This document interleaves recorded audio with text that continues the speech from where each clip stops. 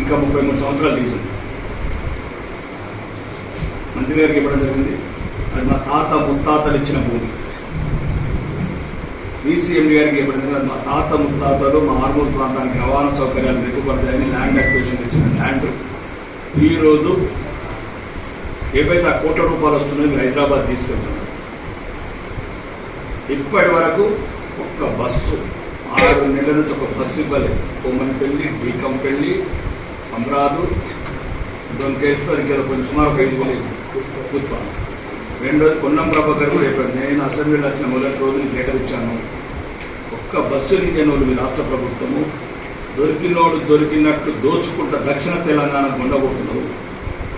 గౌరవనీయ ముఖ్యమంత్రి గారు 6,000 కోట్లు, గౌరవనీయ రవాణా శాఖ మంత్రి గారు R&D మంత్రి గారు 700 కోట్లు, గౌరవనీయ వ్యవసాయ శాఖ మంత్రి 600 కోట్లు, గౌరవనీయ పంచాయతీరాజ్ కమిషనర్ మంత్రి గారు 500 కోట్లు, ఆర్థిక శాఖ మంత్రి 800 కోట్లు. దీన్ని అడగడం జరిగింది.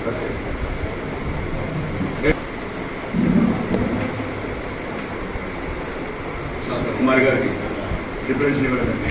12 మంది మంత్రులు డిసెంబర్ 7 నుంచి ఇప్పటి వరకు ఏమేమి తీసుకెళ్ళారు అది కావాలి. 6 మురికే తెచ్చారు. కాబట్టి ఎవ్వరికి తల వచ్చేది లేదు, తల దించేది. అభివృద్ధి ముఖ్యం. ఇక్కడున్న మిగతా పార్టీల వాళ్ళు కూడా అభివృద్ధి టార్గెట్. రాజకీయాలు మళ్ళీ ఎన్నికల మళ్ళీ రిపరేట్ ఇష్యూ. మన ప్రాంతం మన అప్పులు తీసుకొచ్చారు. 23,000-25,000 కోట్లు తీసుకొచ్చారు. దాంట్లో ఆర్మూర్ వాళ్ళ వాడకూడదు. ముఖ్యంగా మీడియా మిత్రులు చెప్తున్నాను, దయచేసి ఎవరి మాటలు ఉండకుండా ఈ బెనిఫిషియర్స్ ఏవైతే స్కీమ్స్ ఉంటాయో మీ సహాయం చాలా అవసరం.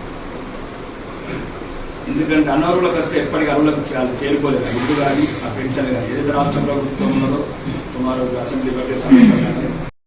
Thanks for watching. Like, share and subscribe.